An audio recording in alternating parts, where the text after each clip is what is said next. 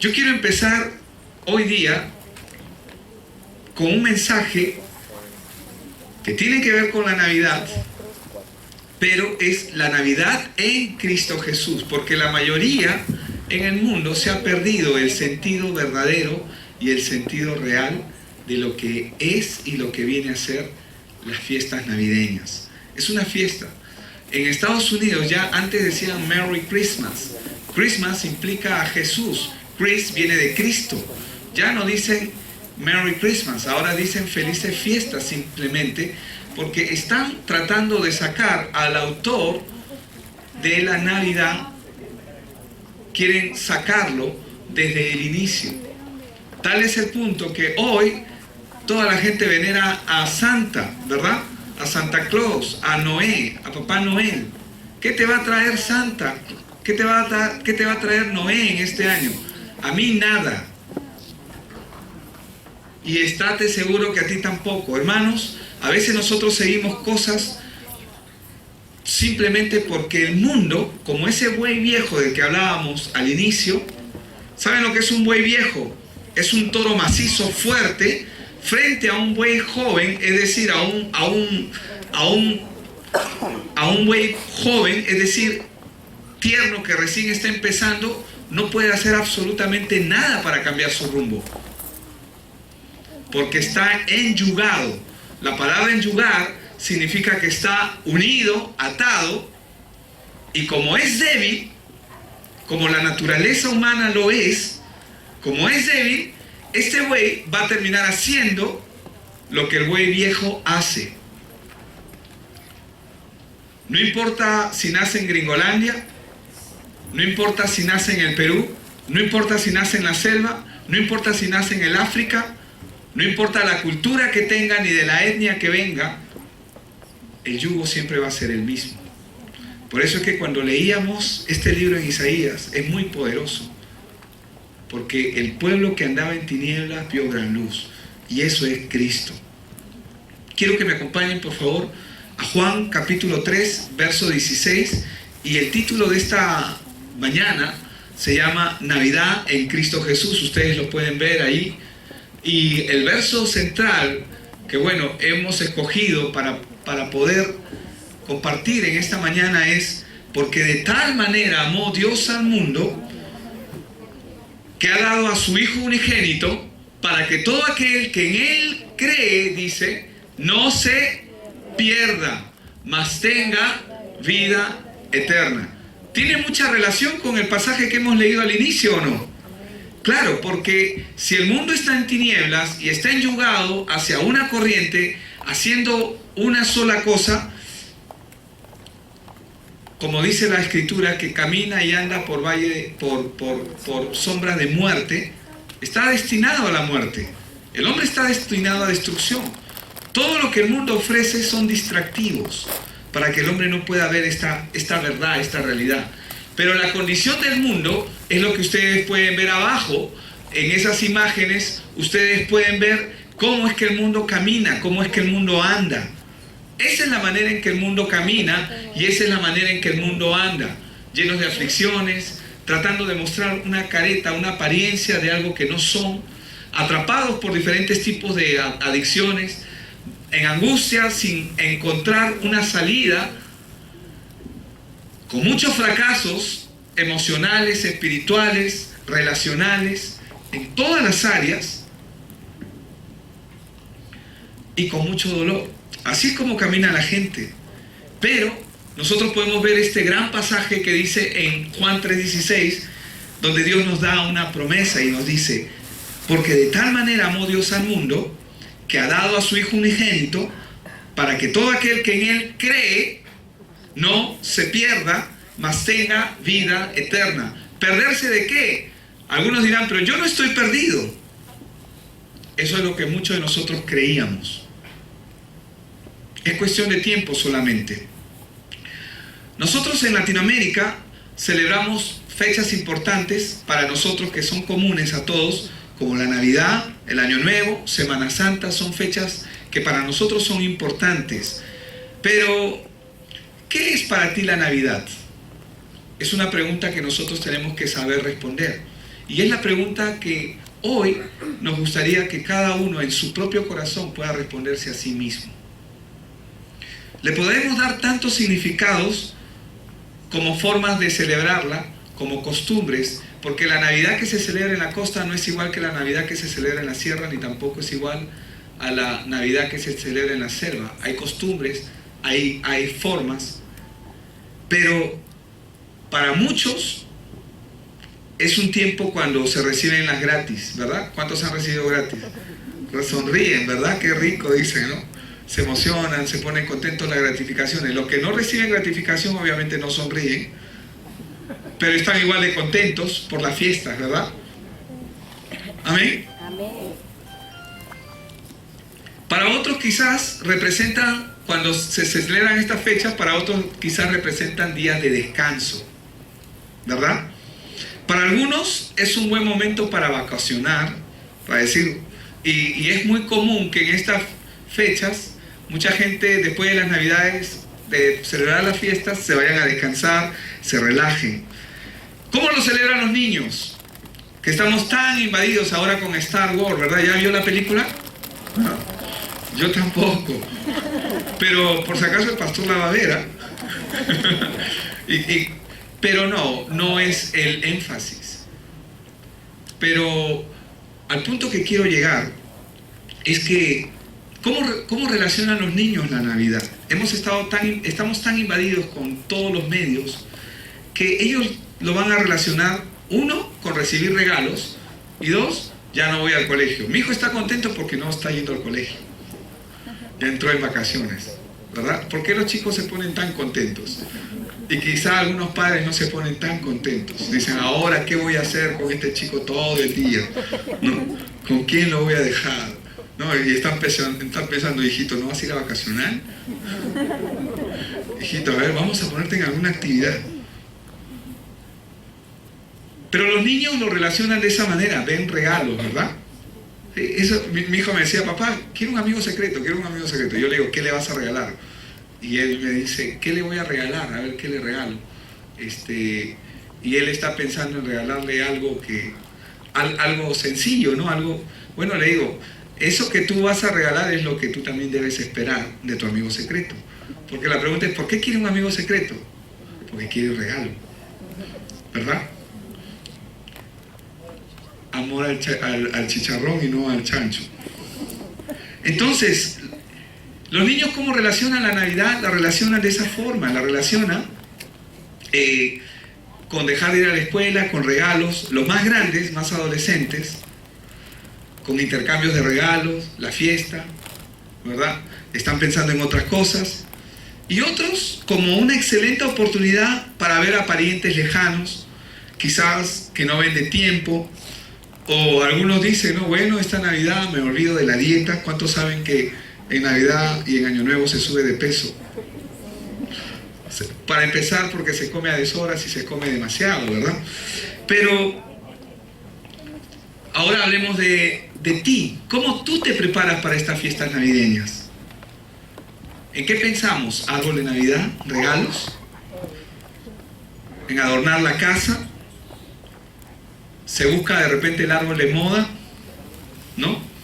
¿Llenas la casa de luces? Miren, tenemos unas luces muy bonitas aquí. Deberían estar siempre, ¿verdad? Porque se ven bonitas. ¿Armas el mejor nacimiento o tratas de hacerlo lo mejor posible?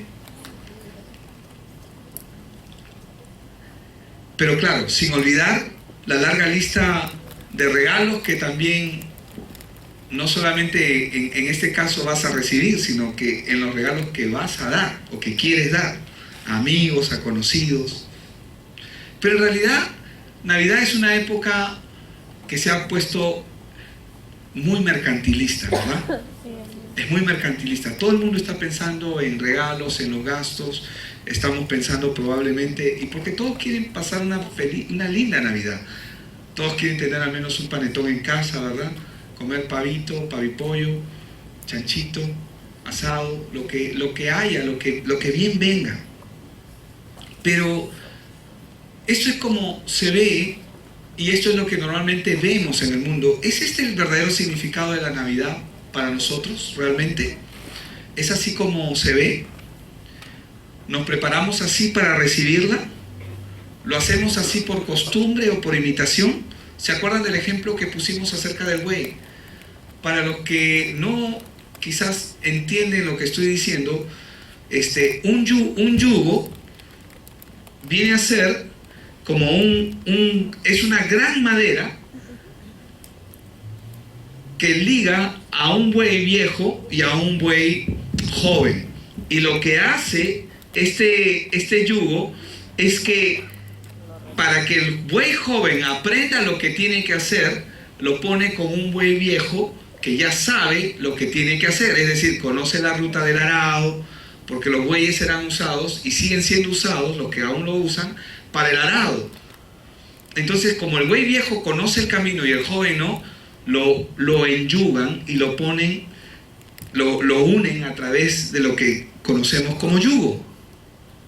Bueno, cuando decimos que nos preparamos para recibir la Navidad, lo hacemos por costumbre o imitación, estamos hablando de algo que hemos adquirido por imitación o por costumbre. Es un yugo, ¿o no lo es? Porque mientras nosotros no entendamos el verdadero significado de la Navidad, vamos a seguir haciendo lo que todo el mundo hace, porque creemos que porque todo el mundo hace eso es correcto. Y yo no estoy en contra de los regalos. El domingo pasado estuvimos en Moruta, teniendo en Puente Piedra, entre el límite Caraballo con Puente Piedra, teniendo una actividad con muchos niños para bendecirlos, con regalos, chocolatada, pero lo más importante, Cristo. Porque nosotros sabemos que el problema de Moruta, si bien es cierto, es un asentamiento humano, hay mucha pobreza, hay mucha necesidad. El problema del hombre, el problema de Moruta, no es su necesidad económica. El problema de Moruta es que vive separado de Dios. Y como consecuencia, se da la pobreza.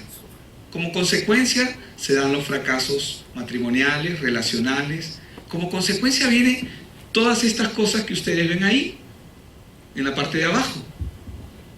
Esa es la consecuencia solamente de vivir separado de Dios. Moruta tiene tanta necesidad como la Casuarina, como la Planicie, como lugares que tienen mucho dinero, pero en realidad están sufriendo igual que ellos, solamente que el sufrimiento de unos es de una forma y el sufrimiento de los otros es de otra forma, pero ambos están en el mismo camino y están enyugados y no lo saben. Entonces, la gran mayoría mira de esta forma la Navidad porque hemos adquirido una forma y una costumbre. Ojo, ahora no piense que yo estoy en contra de la celebración navideña. Nosotros vamos a celebrar la Navidad, pero vamos a celebrar la Navidad con la mirada correcta. Porque entendemos, y yo espero que usted pueda entender aún más, qué significa y qué es la Navidad. Entonces, la mayoría celebra las fiestas navideñas de manera superficial porque no entiende el verdadero significado de lo que la Navidad es. El verdadero protagonista de la Navidad es Jesucristo, ¿verdad? Y en realidad, Él es el príncipe de paz y Él es el punto de partida para la celebración en nuestros días. ¿Por qué nosotros celebramos la Navidad? Y vamos a ir a las Escrituras. La Biblia nos habla acerca de la naturaleza divina de Jesús. Jesús no es un personaje histórico solamente. Jesús no es solamente ese tipo que anduvo predicando y hablando cosas buenas y enseñándole a la gente y exhortando a unos y a otros mostrándoles su amor a través de las sanidades. No es solamente ese personaje, es alguien más. Es más que eso. Vamos a Colosenses capítulo 1 y vamos a leer el verso 15 solamente primero. ¿Qué es lo que dice Colosenses 1:15? Bueno, ya has puesto el 16 y el 16 nomás. Cristo es la imagen del Dios invisible. Dice, el primogénito de toda creación. La palabra que se traduce como imagen aquí significa copia perfecta. Diga conmigo, copia perfecta.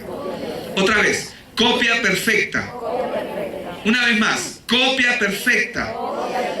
Exacto, eso es lo que significa imagen.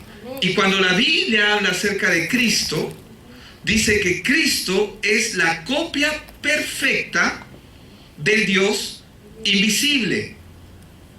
La imagen perfecta significa un duplicado exacto. Él es la imagen exacta de Dios. Por eso es que Jesús, cuando dice en Juan 14:9, el que me ha visto a mí, ha visto al Padre. Porque Él es la copia exacta. Y no es porque sea una copia, sino que Él mismo es. Se hizo hombre y habitó entre nosotros.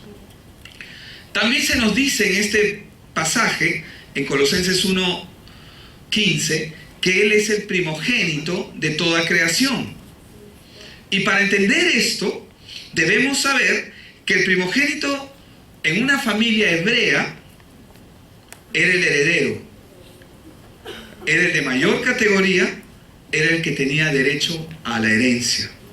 Y en una familia real, el primogénito es el que tiene derecho a gobernar.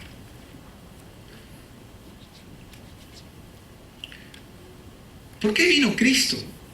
Yo sé que muchos ya están entendiendo para qué vino Cristo. Pero es por ello que Cristo vino. Él vino a cumplir un propósito aquí en la tierra. Él no vino porque es buena gente, es buena onda. Dios quería tener sus patas, sus amigos. Él quería conocer al hombre, quería que el hombre lo conozca. Eso no es solamente el propósito. Él vino para recuperar lo que se había perdido. ¿Y qué es lo que se había perdido? La Biblia nos habla de lo que se había perdido en Génesis capítulo 3. En Génesis capítulo 3 la Biblia nos habla de lo que se había perdido. El hombre se había perdido. A través de la obra que Dios hace, Dios hereda toda la creación. Jesús hereda toda la creación. Es importante entender por qué Él es el primogénito de toda creación. ¿Por qué el primogénito? Porque, hermanos, en el Edén ocurrió algo terrible. En el Edén es en el huerto del Edén, donde aparecieron nuestros primeros padres. Bueno, no aparecieron de casualidad, Dios los creó. Y ellos perdieron algo importante. ¿Saben qué perdieron? Primero que nada, ellos dejaron de ser hijos de Dios, perdieron su identidad. Y segundo, perdieron lo que Dios les dio. ¿Saben qué Dios les dio? La tierra y toda la creación, para que ellos habiten en ella. Es como, voy a ponerlo de esta forma, es como que tú a tu hijo agarras y le regalas una casa. Viene un bribón, un estafador, y agarra, falsea el documento, le miente y hace que firme un documento donde este muchacho, a quien tú le has heredado, pierde su casa y todas sus posesiones. Y no solamente las pierde, sino se convierte en esclavo de esa persona. ¿Me dejo entender? Eso fue lo que ocurrió con el hombre. El hombre perdió todo. Entonces, para recuperarlo, Dios tenía que nacer en esta tierra. Dios tenía que venir a través del nacimiento. ¿Por qué? Porque el hombre perdió total comunicación con Dios por causa del pecado. ¿El pecado qué hace? Nos separa de Dios. ¿Qué hace el pecado? Nos aleja de Dios. No podemos tener comunicación con Dios, así que Dios mismo vino. Se hizo hombre, y cuando Él se hizo hombre, Él vino a recuperarlo todo. Entonces, como en el original, el dueño de toda la creación, el dueño supremo es Dios, pero el dueño encargado fue el hombre. No sé si me dejo entender. ¿Amén? ¿Me están siguiendo? ¿Alguien se está durmiendo? ¿No? No yet, no todavía. Ok, entonces escúcheme bien esto que le quiero explicar. Cuando el hombre pecó en el Edén, él perdió todo poder y señorío que Dios le había dado. Pero no solamente eso, perdió lo más importante, que es su identidad como hijo de Dios. Cristo vino a recuperar eso. Entonces Él tenía que nacer en esta tierra. ¿Por qué? Porque el dueño original de esta tierra es el hombre. Porque Dios al hombre le encargó esta tierra. Pero un hombre sin pecado. Entonces cuando Cristo nace, nace sin pecado. Cristo no es hijo de José, por si acaso. José es su padrastro. Y José lo sabía perfectamente. La sangre que estaba en la vida de Jesús, que estuvo, cuando Él estuvo presente, la sangre que habitaba, que fluía sobre las venas de Cristo Jesús, era sangre del Padre, porque en la sangre que fluye en el niño que tiene una madre es sangre del Padre, no es sangre de la madre. No hay ningún contacto. Ustedes saben que el líquido amniótico lo separa y solamente toman su alimento a través del cordón umbilical. Exacto. Entonces, ¿qué es lo que pasa? Jesús tuvo que nacer. ¿Para qué? Porque esta tierra legalmente le pertenece al hombre sin pecado. Pero como todos los hombres pecaron, la Biblia dice, por cuanto todos pecaron, todos quedaron destituidos de la gloria de Dios. Entonces, ¿qué es lo que pasó con el hombre? El hombre quedó separado de ser dueño de la tierra. Entonces, Dios tenía que cumplir dos propósitos. El primero era salvar al hombre de la destrucción, como lo leímos en Isaías. Y el segundo propósito, recuperar lo que se había perdido. Por eso es que cuando Jesús dijo que Él ha venido a buscar y a salvar lo que se había perdido. ¿Qué se había perdido? La tierra y la creación. No solamente el hombre también, pero toda la creación se había perdido con Él. Porque la tierra está bajo maldición por causa del pecado. Ahora, ¿qué es lo que ocurre acá? Cuando Cristo viene, ¿qué es lo que Él hace? Él recupera. ¿Por qué?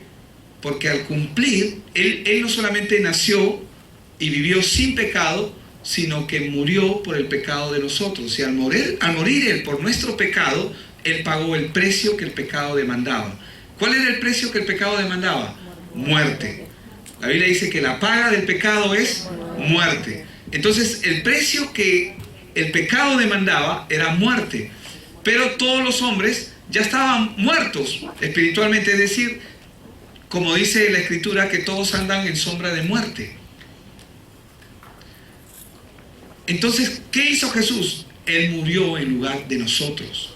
Ahora, ¿por qué es importante entender esto, hermanos? Porque es importante entender que Él vino para dar su vida por nosotros.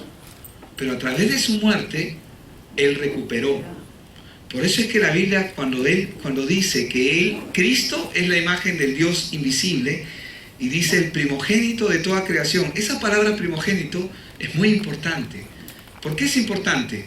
Porque significa que si Cristo es el primogénito de toda creación, lo que eso significa es que Él es el heredero. En una familia hebrea, de acuerdo a la tradición, el hijo mayor siempre es dueño del 50% de la herencia de todas las cosas. No se reparten partes iguales. Y como hijo mayor, si es de una familia real, tiene derecho a gobernar, a reinar.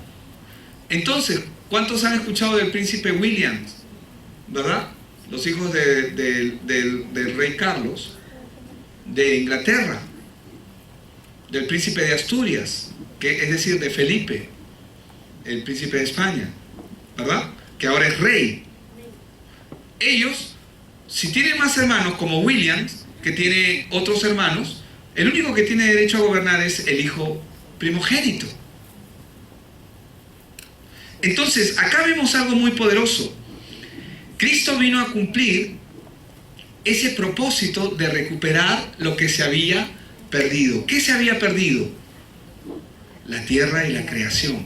La vida del hombre ya estaba perdida, pero no solamente la vida del hombre, sino también la creación. Cristo vino a salvar al hombre y vino a recuperar lo que se había perdido. Es interesante poder entender esto. Por eso es que cuando nosotros vemos a través de su obra redentora, Jesús hereda toda la creación como hijo legítimo de Dios. Él hereda toda la creación. ¿Y qué es lo que Él hace? La da a sus hermanos. ¿Quiénes son sus hermanos? Nosotros. Por eso es que en Cristo es posible todo. Sin Cristo no es posible nada. Entonces, a través de su obra redentora, es el que hereda toda la creación y el derecho legal para ejercer dominio sobre todas las cosas. Y cuando hablamos de todas las cosas, hablamos del 100%.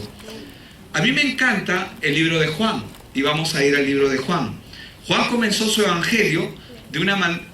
¿Cuántos han escuchado de los evangelios? Mateo, Marcos, Lucas y Juan, ¿verdad?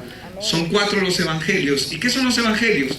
Nos hablan acerca de la venida del Mesías, del cumplimiento de la obra de Dios. Nos hablan de la Navidad, del propósito de la Navidad, que es lo que estamos viendo en esta mañana.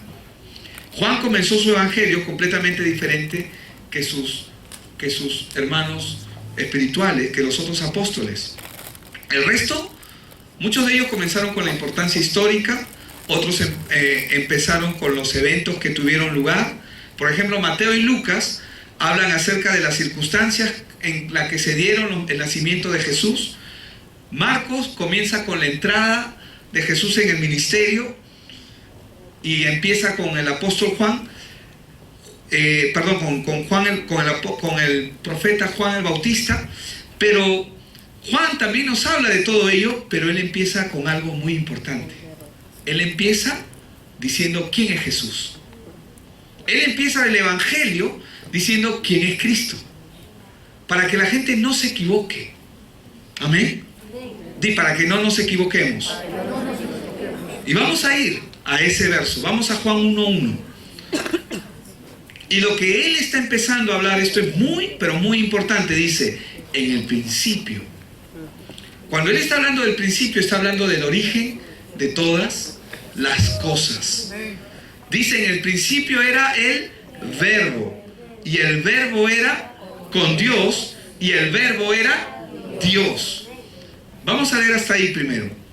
¿Qué significa el verbo? Cuando hemos ido a la escuela, nosotros nos enseñaron que el verbo es la acción. Es la acción del sujeto, del sustantivo, ¿verdad? Es la acción. Una oración que no tiene verbo se convierte en un sintagma. ¿Qué es un sintagma? Es una frase que no tiene sentido. ¿Qué es lo que a la oración le da sentido? El verbo. La vida de los hombres están como un sintagma, mientras no le resplandezca la luz del evangelio. Van a seguir viviendo sus vidas como la están viviendo, y pueden vivir sus vidas como lo hemos visto en el cuadro inicial. ¿Cómo es que viven sus vidas? Con dolor, con sufrimiento, con angustia. Y algunos se acostumbran a ello y dicen, somos felices así. Pero no hay felicidad en ello. ¿O hay felicidad en ello? No hay felicidad en la angustia, no hay felicidad en el dolor, no hay felicidad en el sufrimiento, en la aflicción. No hay felicidad en el enojo. No hay felicidad en una persona que está esclava a una adicción. No hay felicidad en una persona que vive un fracaso o que está viviendo un fracaso relacional, emocional, en su hogar, en su familia. No puede haber felicidad ahí. Y la vida se convierte en una monotonía, ¿verdad? Se vive por vivir. Entonces, cuando acá la Biblia dice que en el principio era el verbo, cuando la Biblia nos habla del verbo, nos está hablando de aquella expresión que le da sentido a la oración, si queremos mirarlo de manera lingüística. Ay, el pastor se convirtió en un maestro de lenguaje, nos está enseñando lenguaje aquí. Y quiero solamente mostrárselo como un ejemplo, porque la vida del hombre es como la oración sin verbo, sin sentido. Porque el verbo, ¿qué cosa es? La acción, que es lo que le da sentido a la oración. Une el sujeto y el predicado, ¿verdad? Eso es lo que hace el verbo. Y en el principio estaba el verbo. Es decir, cuando Dios creó todas las cosas, todo tenía sentido. Todo tenía una razón de ser. Y dice, y el verbo era con Dios, habitaban juntos, el verbo es la palabra también, y el verbo era Dios. ¿Qué significa que el verbo era Dios? Que Dios y su palabra son uno. Di conmigo, hola. Hola. Otra vez, hola. Hola. Esa palabra que ha salido de ti son tus palabras y tú y tus palabras son lo mismo, ¿o no es así? Sí. ¿Qué hizo Dios? Su palabra se hizo carne. Imagínate que tu palabra se haga carne. ¿Siguen siendo lo mismo o no? Siguen siendo el mismo ser. Solamente que ahora te has extendido a través de tu palabra. Eso fue lo que pasó en el original. Entonces, Juan, a diferencia de los demás evangelios, de los demás apóstoles, cuando él empieza a contar la historia, él empieza entendiendo quién es Cristo. ¿Qué es Cristo? ¿Para qué vino Cristo? El propósito por el cual Él está aquí. Por eso dice, en el principio era el verbo. En otras palabras, en el principio era Cristo. Y el Cristo era con Dios. Y el Cristo era Dios. Si queremos verlo de otra manera. También podemos verlo así. En el principio era la palabra. Y la palabra era con Dios. Y la palabra era Dios. ¿Me dejo entender? Amén. Este, verso 2, era en el principio con Dios. Verso 3. Todas las cosas por Él fueron hechas. Y sin Él, nada de lo que ha sido hecho fue hecho. Entonces, ¿qué es lo que dice acá? Que todas las cosas por Él fueron hechas. Vamos a regresar un ratito a Colosenses 1:16. Y vamos a leerlo del 15 al 16, como lo había puesto Joe inicialmente. Colosenses 1:15 y 16 dice: Cristo es la imagen, es decir, es la copia exacta del Dios invisible, el primogénito, es decir, el heredero de toda creación. Y acá viene un pasaje que se conecta con Juan 1:3, que es lo que acabamos de leer. Dice, porque en Él, es decir, en Cristo, fueron creadas todas las cosas, las que hay en los cielos y las que hay en la tierra, visibles e invisibles, sean tronos. O sea, está diciendo que hay tronos visibles y hay tronos invisibles. ¿Un trono visible cuál es? El rey de España, el rey de Inglaterra, los presidentes, las autoridades. Son autoridades, ¿verdad? Son tronos visibles. Pero ¿cuáles son los invisibles? Los que no se ven. Como Dios que está reinando en el reino de los cielos, pero como Satanás que está haciendo su obra aquí en la tierra, que está también ejerciendo autoridad y potestad sobre los que no tienen, sobre los que están separados de Dios, y ellos no lo saben. Entonces dice, porque en Él, en Cristo, fueron creadas todas las cosas, las que hay en los cielos y las que hay en ¿dónde? En la tierra. Visibles, o sea, que podemos ver, e invisibles, o sea, que no podemos ver, sean tronos, sean dominios, sean principados, sean potestades, todo fue creado por medio de Él y para Él. Entonces volvemos a Juan 1:3, dice, todas las cosas por Él fueron hechas. Todas las cosas fueron hechas por Él. Y sin Él nada de lo que ha sido hecho, fue hecho. ¿Cómo fue creado el mundo? ¿Saben cómo fue creado el mundo? Cuando Dios habló. Dios dijo, sea la luz, y la luz se hizo. Yo digo, sea un vaso con agua. Estoy esperando. Y seguiré esperando, ¿verdad? ¿Cuánto esperaré? Siempre, porque no va a pasar nada, porque mis palabras no tienen poder, como el poder creativo que Dios tiene. Sin embargo, cuando Dios habla, su palabra sí tiene poder. Por eso es importante que Dios hable en tu vida.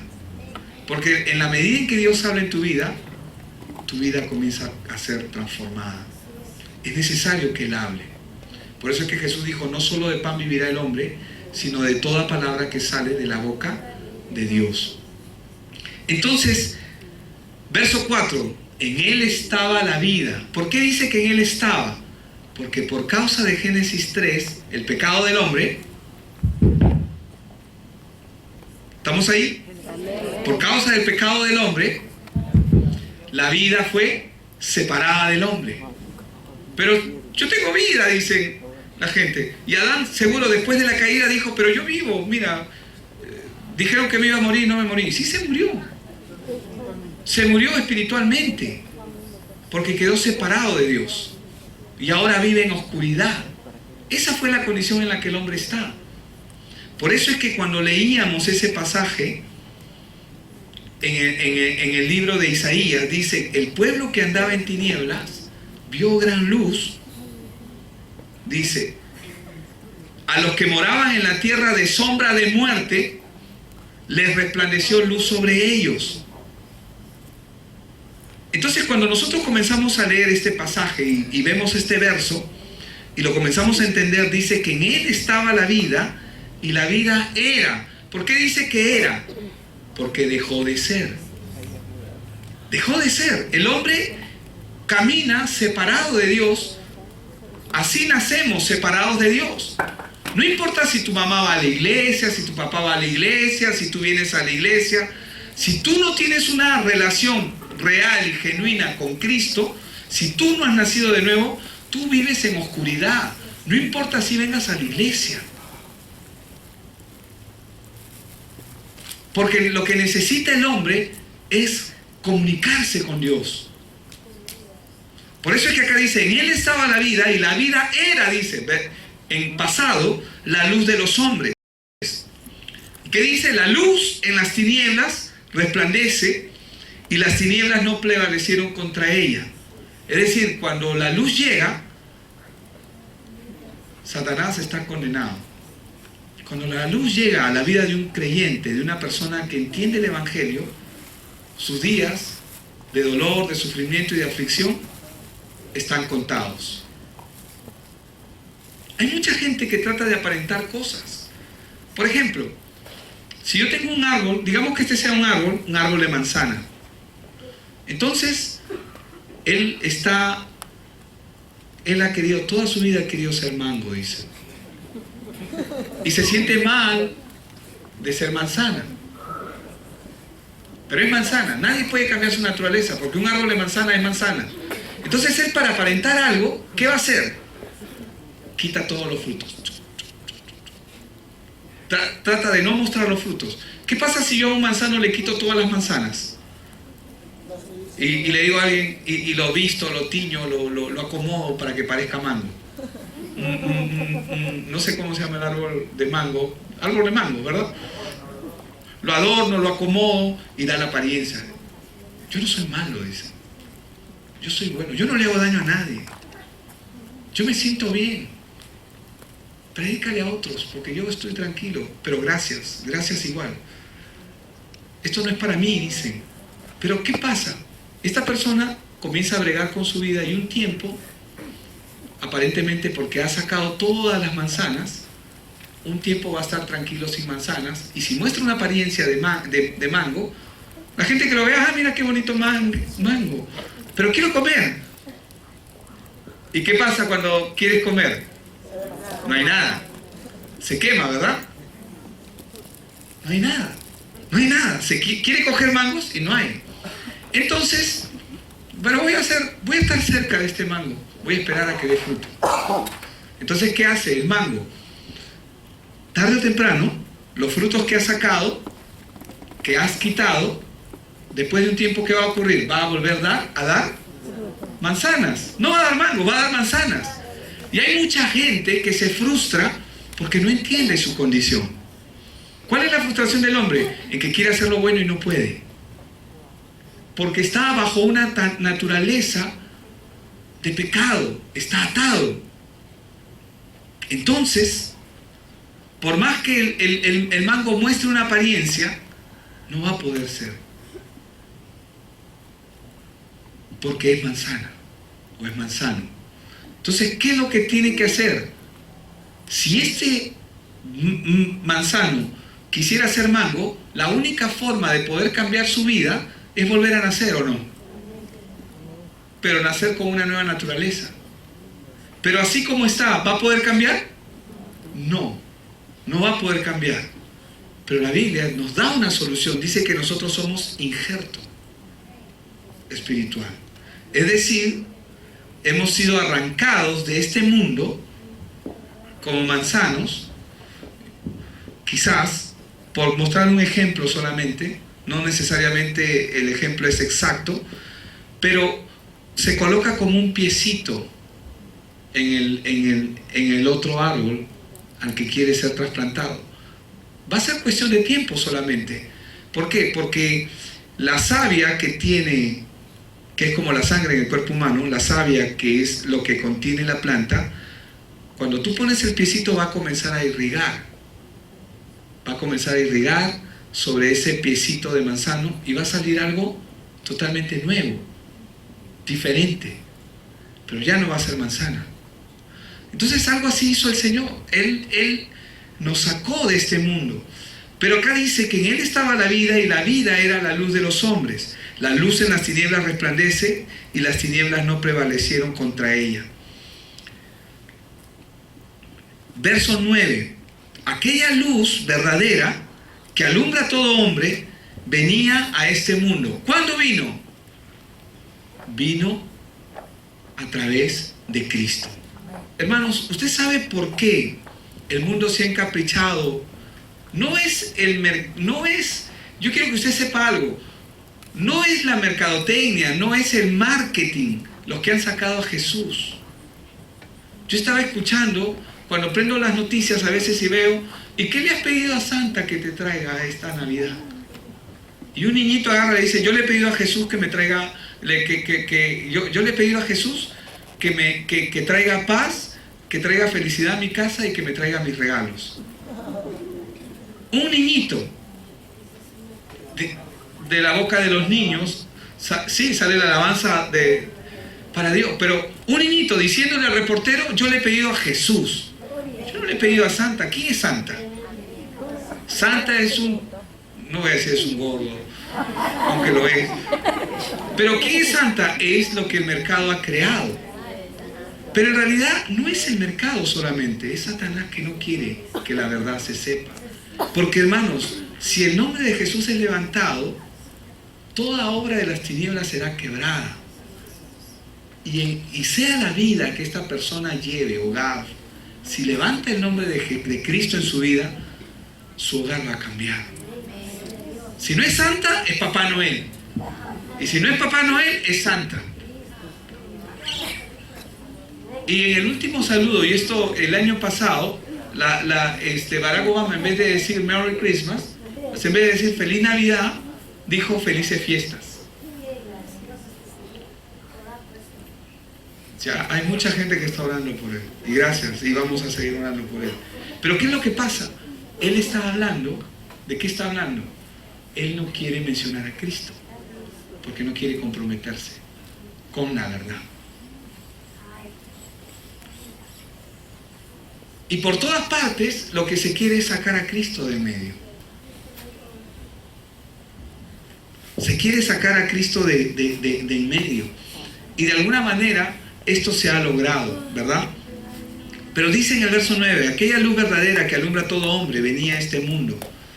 Y dice acá, en el mundo estaba y el mundo por él fue hecho. Qué extraordinario este pasaje. Porque dice que en el mundo estaba y el mundo por él fue hecho. O sea, el autor del mundo, el que creó los cielos, la tierra, las estrellas, que llama a cada una de las cosas por su nombre, se hizo hombre para habitar con nosotros. Vino a los suyos. Sí, pero dice, el mundo por él fue hecho, pero el mundo no le conoció. ¿Saben por qué no le conoció? Porque no le quisieron. No quisieron. Pero no quisieron porque estaban cegados, con su mente en tinieblas, que no les permite ver el Evangelio. A los suyos vino y los suyos no le recibieron. Y acá viene lo más importante. Mas a todos los que le recibieron, dice acá, a los que creen en su nombre, les dio la potestad, es decir, poder, dominio, autoridad, gobierno, derecho, de ser hechos hijos de Dios. ¿Qué significa? Que los hijos de Dios no son aquellos que dicen, yo soy hijo de Dios. No, los hijos de Dios, acá dice, mas a todos los que le recibieron. ¿Recibieron a quién? A Cristo. ¿Pero por qué tenían que recibir a Cristo? Porque el hombre tiene un problema. ¿Cuál es el problema del hombre? Que está separado de Dios. Y el hombre puede vivir su vida así hasta la muerte, y no solamente sufrir en esta vida, sino sufrir en el siglo venidero, que es lo que la Biblia dice que va a ocurrir. Pero Cristo vino para librarnos de ese tormento eterno. Pero no solamente de ese tormento eterno, sino vino a solucionar nuestro problema. Dice, los cuales no son engendrados de sangre, ni de voluntad de carne, ni de voluntad de varón, sino de Dios. Y aquel verbo, es decir, la palabra, es decir, Cristo se hizo carne, fue hecho carne y habitó entre nosotros. Y los que dan testimonio, como Juan que está escribiendo, vimos su gloria, dice, gloria del unigénito del Padre, lleno de gracia y de verdad. ¿Qué es lo que está diciéndonos Juan acá? Él habla de la Navidad, él antecede ante todo la razón por la cual Cristo vino. Por eso dice que en el principio era el verbo y el verbo era Dios.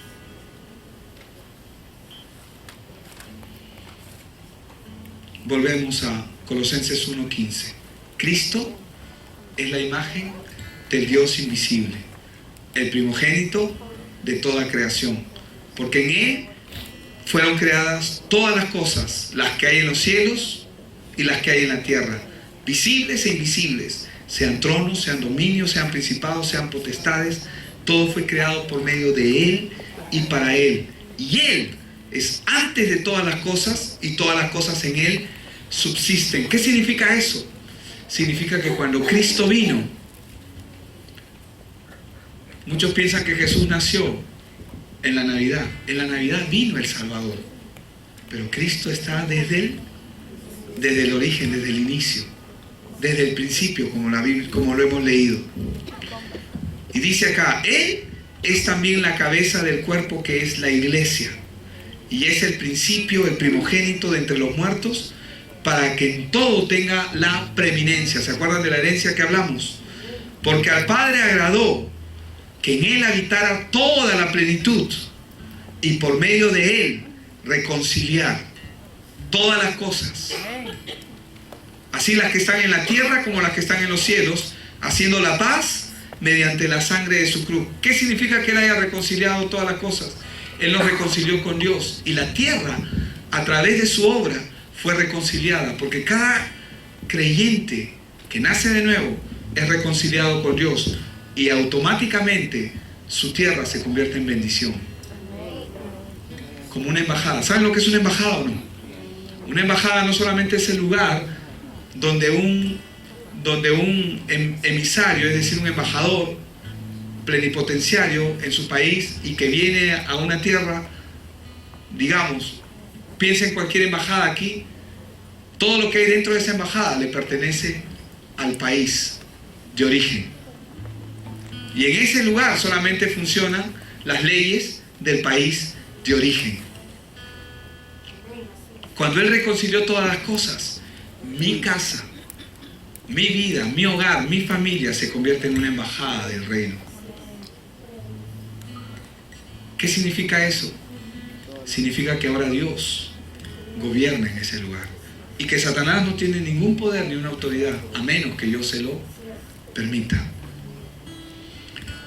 También a vosotros, que erais en otro tiempo extraños y enemigos por vuestros pensamientos y por vuestras malas obras, ahora nos ha reconciliado, dice. Verso 22, en su cuerpo de carne por medio de la muerte, para presentarnos santos y sin mancha e irreprochables delante de Él. Pero es necesario que permanezcáis fundados y firmes en la fe, sin moveros de la esperanza del evangelio que habéis oído, el cual se predica en toda la creación que está debajo del cielo, y del cual yo, Pablo, dice él, fui hecho ministro. ¿Qué es la Navidad, hermanos? La Navidad es Cristo. Amén. ¿Y qué es lo que se busca en la Navidad? Celebrar la obra que Él ha hecho. ¿Y qué es lo que Él ha hecho? Venció el pecado, destruyó a Satanás y su obra, destruyó el poder y el dominio que el pecado tenía sobre la gente. Rompió el yugo, es decir, la opresión que Satanás tiene de manera continua en la vida de la gente. Pero esto está disponible solamente para aquellos que creen. Solamente para los que creen. Solamente para los que creen. Amén. Cuando una persona comienza a escuchar el Evangelio y comienza a ver, lo que inmediatamente ocurre es esto. 1 Pedro 2:9 dice: pero vosotros sois linaje elegido o escogido por Dios, real sacerdocio, nación santa, pueblo adquirido por Dios. ¿Para qué? Para que anunciéis las virtudes del que os llamó de las tinieblas a su luz admirable. Dice, vosotros, es decir, ustedes, nosotros, que en otro tiempo no erais pueblo, ahora, ¿qué somos? Si estamos en Él, somos pueblo de Dios. Que en otro tiempo no alcanzábamos misericordia, ahora habéis alcanzado misericordia. Esto es lo que hizo Jesús. Nos reconcilió con Él, amén. Nos hizo uno con Dios y nos ha hecho parte de su familia. El Evangelio es poderoso. ¿Saben por qué es poderoso? Porque ya hizo su obra. Y todo aquel que escucha este Evangelio y lo entiende en su corazón, tiene en su poder esta verdad de ser llamados hijos de Dios. Como lo hemos visto, los cuales no son engendrados de voluntad de carne, ni de voluntad de varón, sino por voluntad de Dios. Amén. Cuando celebremos la Navidad, no nos olvidemos que no son los regalos, que van a haber, por supuesto que los van a haber, que no es la cena, que va a haber, sea cual fuere la forma, gloria a Dios, sea un pavo, sea un pollo, sea un lechón, pero eso no es lo importante. Él vino, amén.